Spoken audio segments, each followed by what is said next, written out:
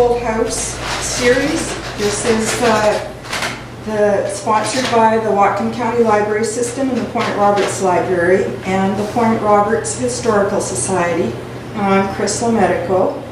I manage the library, and this is our day to feature the Trinity Lutheran Church. And because it's a church, we're going to start out with a small hymn. You've all got the words, and does anybody know the tune? Yeah. So let's go. Let the sun shine in, face it with a grin. Open up your heart and let the sun shine in. And there's other verses. That will do. So, here we go.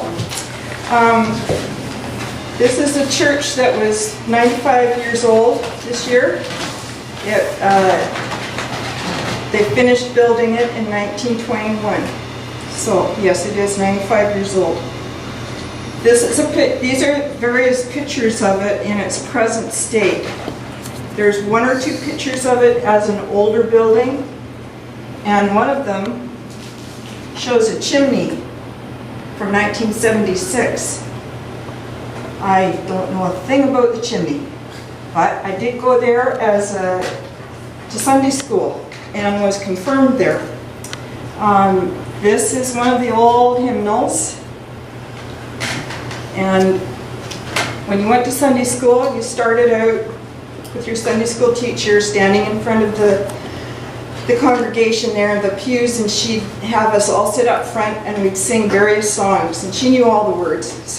And we had an organist on the Dagmar Forstenson was the organist, Irene Waters was the Sunday school teacher, and so they would sing all the songs she thought we should know, and then open it up and see if there were any favorites. People always had something they wanted to sing that they remembered. And then there was a little class. When you first walked into the building, it's more or less, the old church was a rectangular building, say like the table. On either side of the entrance were two narrow rooms, and that's where we had the Sunday school classes. And they'd teach us a little Sunday school story, maybe about Jesus curing the lepers, and only one coming out of 10 to remember him, and things like that. And then they'd have a little activity for you to do. And the best part was, at the end, you had a little comic flyer, and it had a few Bible stories in it. And I love comic books, so this was a real high point for me. So this was every Sunday during, I believe it was almost all year round that we had Sunday school. And that would have been in the early 50s. It started out in 1913. As you know, the community was an Icelandic community, but there were also others, Irish, Scots, and the Icelanders, they love, you may not believe this, but they do love to sing. They are always interested in choirs, and they were always interested in, maybe a quartet. They would sing after the nets had been set on the fish boats in the evening, and you could hear their voices over the water. It was a beautiful thing. So there were various communities of Icelanders between Seattle, Bellingham, Vancouver, Victoria, and the Icelandic Synod sent out one of their pastors from Winnipeg, and he was sent to organize the congregations. And this was in 1913. And at that time, the congregation would meet in the old Grange Hall, which was at that time the town hall, later became the Grange Hall. Do you know where that is? Okay, so if you go straight down this road, there's a big old blue building next to the Starfish Cafe. That was the town hall. And it later became the Grange Hall. The Grange was a big force in the county for agricultural organizations. They started there. After this gentleman who was Reverend Leo, came to organize the congregations from one end of the country to the other. The coast to the other. Right away they had a meeting and they decided that they had about 33 people really interested and about 13 children that could be in classes and confirmed. In 1914 they had their first confirmation class, and so they organized themselves as a congregation, a Lutheran congregation. Then in 1915 they record that services were being held in the schoolhouse, which would have been a building right beside this building by that time. And then in 1919, I would imagine, they decided that they really did need a building of their own.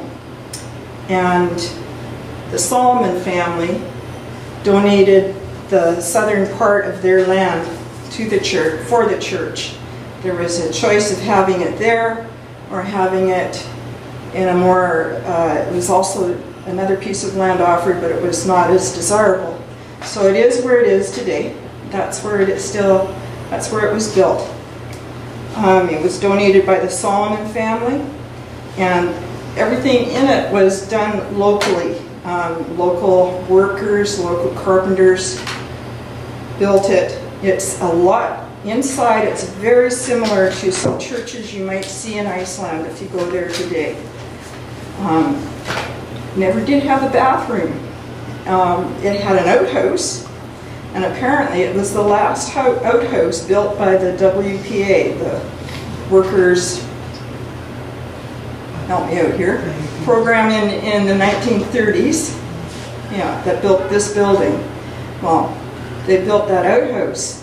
I don't ever remember having to use it, but I came back in 1978 and took my son to church, and he needed to use it, so I took him outside, and he just looked like, what? There?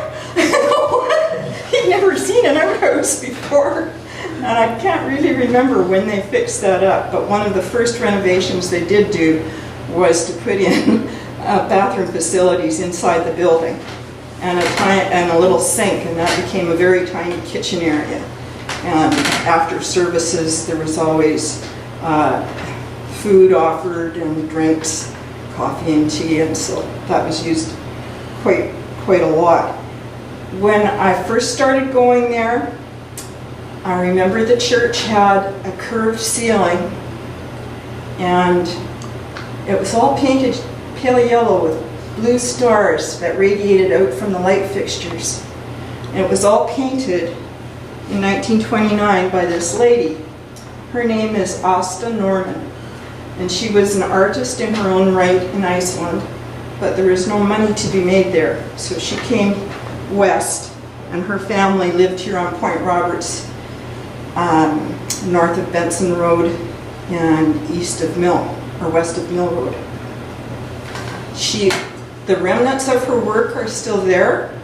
When you go into the church and you look at the picture of Jesus that's above the altar, you'll see there's a border of fake marbling. She did that.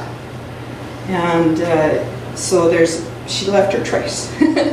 She painted a lot of different places on Point Roberts now and again. When my parents married, she painted the cupboards and the walls for them, the wainscotings and the inside of the cupboards. So that's what you do when you're a poor starving artist from Iceland in those days. In 1937, they were still having some services in Icelandic for the older people, but by and large everything was in English. And so as time went on, things got kind of lean for the church, and by the 1960s maybe only 7 people ever came to the services. And oftentimes the pastors were, it was part of their circuit. They might come from Blaine and also serve Point Roberts. Then they had a pastor who was from Tawasin, and he served Point Roberts for many years. Pastor Ernst. So they decided, when it became so small, to make it into a community church, open to everybody, and just maybe in the summer. And that way they could afford to have services still, and some programs perhaps, but mainly just have it open and have an interdenominational person come and preach. For many years, Ernie Loreen was the pastor there, and I'm sure you might have heard of him. If you don't know him, raise your hand. Okay, he was the pastor here. He was a pastor in the interior in BC, and he married a local girl who grew up in the house that's on the corner of Tyee and Benson, Lola, and they still live here. They've had a farm here. There's a plaque dedicated to him in the hallway, and so for many years he was the pastor. What was his name? Ernst. He was also a pastor, but he was from Canada. So this is how it worked. Often there was a Canadian pastor that would come and fill the shoes. Later on they had a bigger congregation. They went back to being a Lutheran church again. They had their first female pastor. That was Jean Barrington, and she still does some preaching there to this day. Right now they have 3 or 4 operating pastors, and one is Jean Barrington. Ernie Loreen is the pastor in emeritus. He's retired. Chuck Cannon, he often does this, and Gina Gaudette. So there's quite a few. You may go there for church, you may meet any one of them.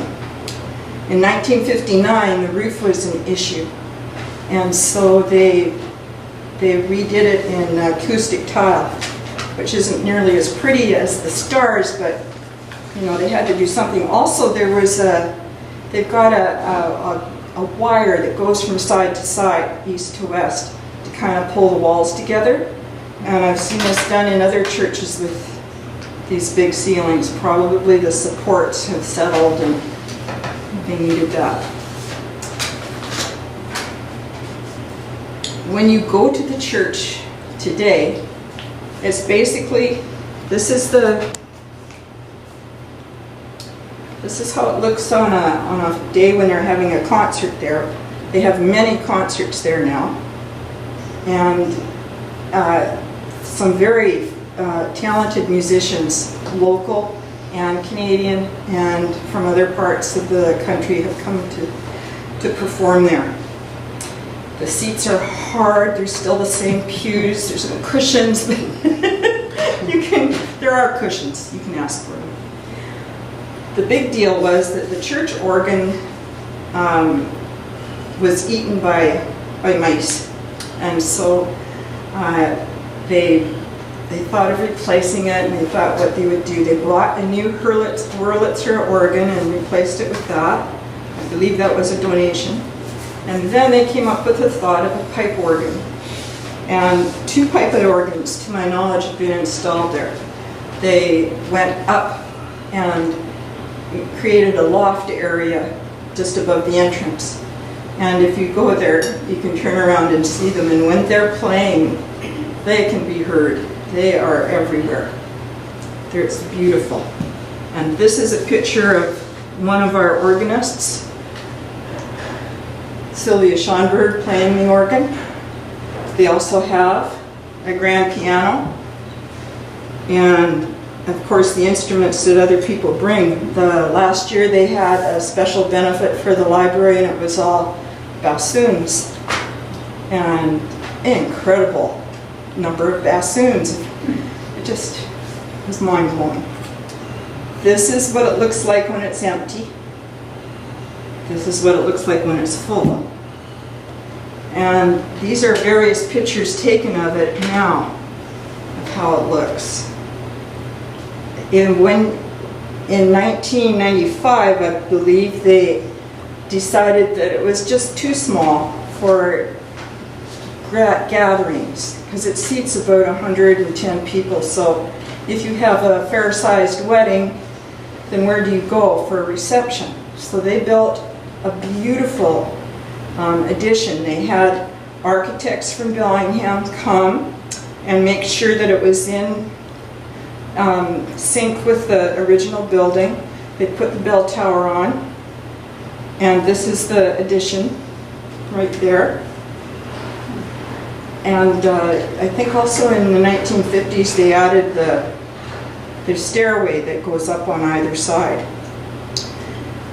So now when you go into the meeting room, all along the wall of the corridor leading to it are beautiful renditions of different artists' interpretations of this church. Some are pen and ink, some are watercolor, and they're all there for you to see.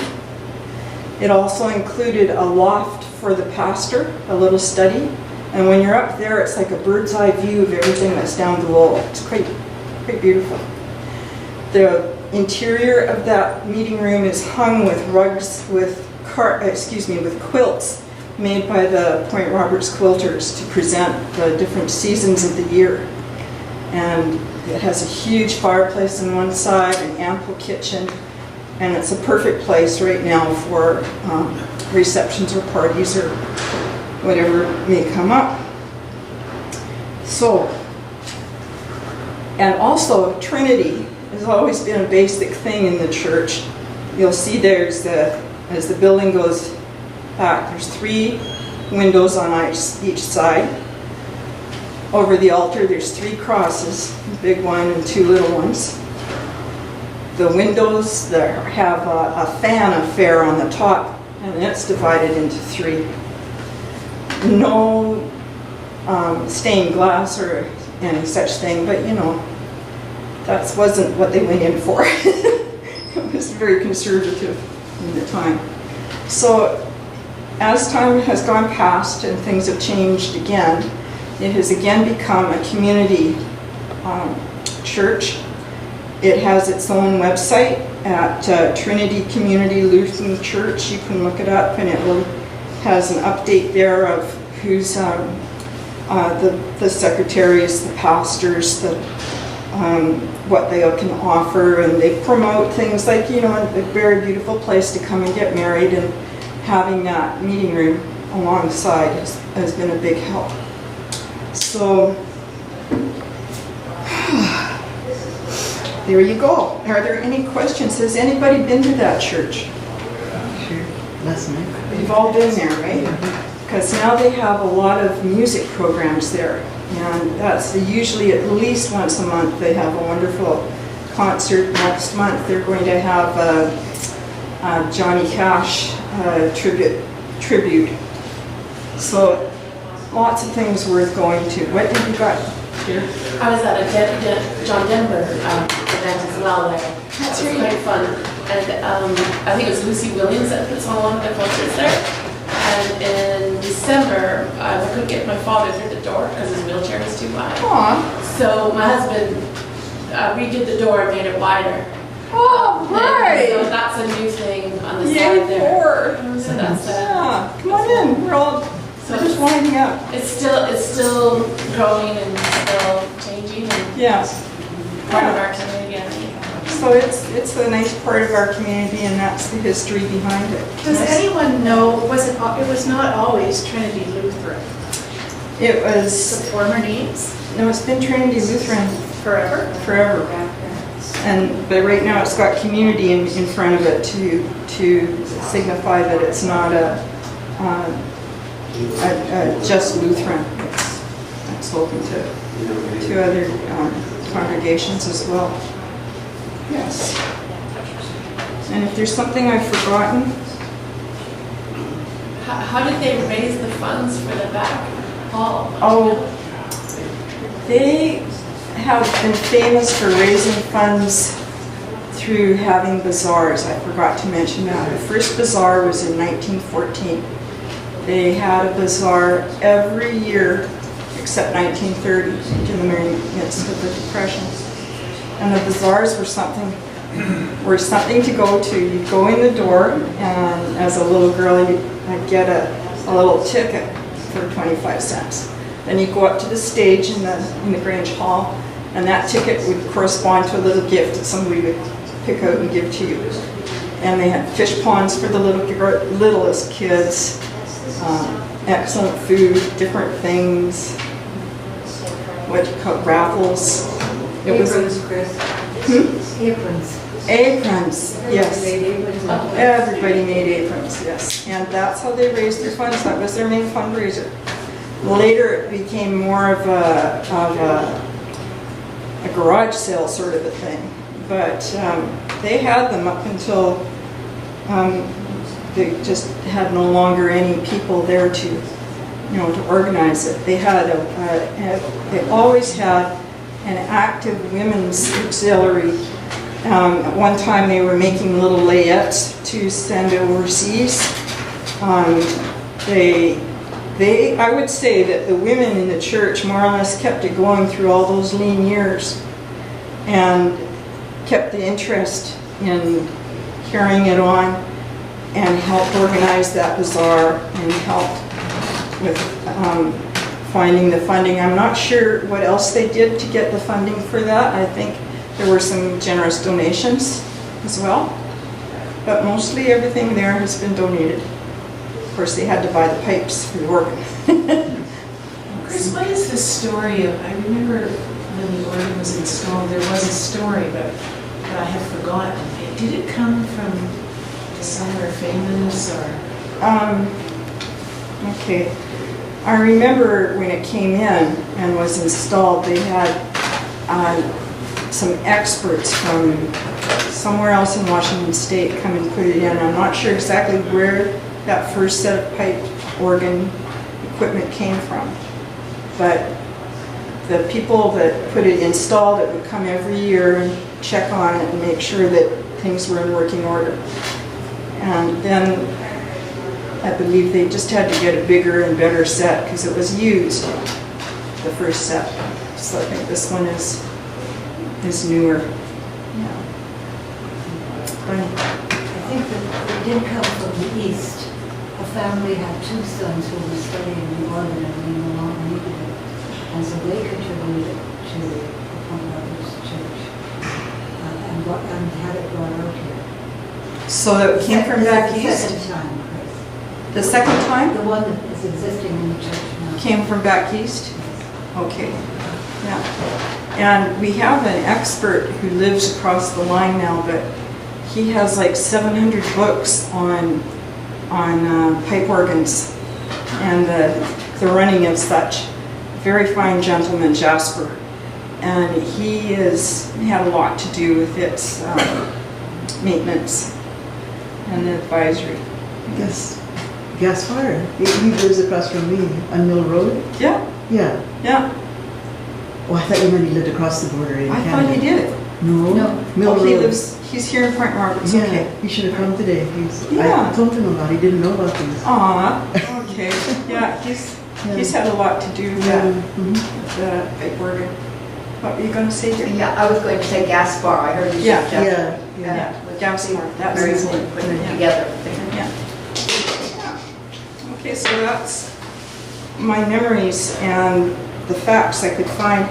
If you want to look at this, Runa Thorderson, who is a local historian and local photographer, wrote this story up about it, and it's got more family names in it.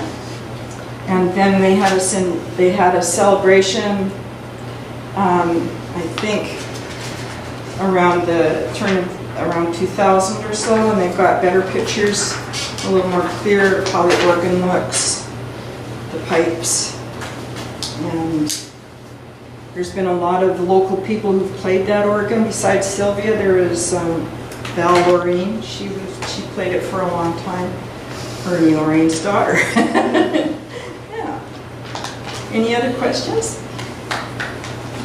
Okay.